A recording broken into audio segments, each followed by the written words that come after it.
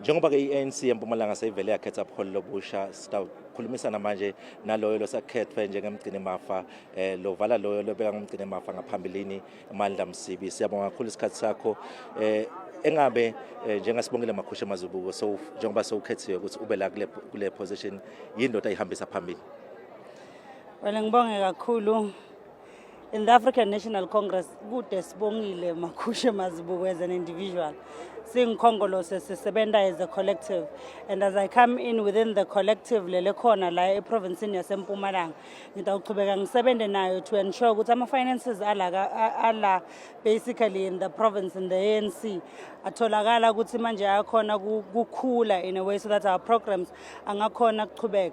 But however, outside of us just being fundraisers, we remain leaders of the African National Congress. Singabaphathi lesikhethwe nguwo lamagatsha akhongolose. Kufanele sende show ukuthi manje lamagatsha aswa divide ngokuba khona kuleti khundla sihlangane nabo sikhone ukuchubeka ukuthi sibe united collective, sikhone kumove siye phambili, sikhone ukuthi siya kulama local government elections singatholakali sing African National Congress in the province regressors. Tokhona ke kucela wonke umuntu lekakhona in the province within the ANC kuthi akusiso ke isikhathi nyalo sokuhwebhana, kusikhathi sethu sonke ukuthi sihlangane sibe imbumbe, akusiso isikhathi sokuphuma siyofuna letinye tindzawo.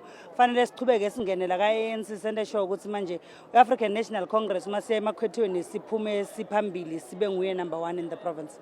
Siyabonga kakhulu isikhathi sakho ke loyo ngisibongile Makhusha Mazibuko loceda kukhethwa njengemgcini mafa we-ANC la Mpumalanga. Uyaqinisekisa ukuthi njengebuholi be-ANC njengoba khethiwe into labayifunayo ukuthi kube nelibumbano, kube nekuthula ikakhulu njengoba kusayiwa elikhethweni labohulumende basemakhaya.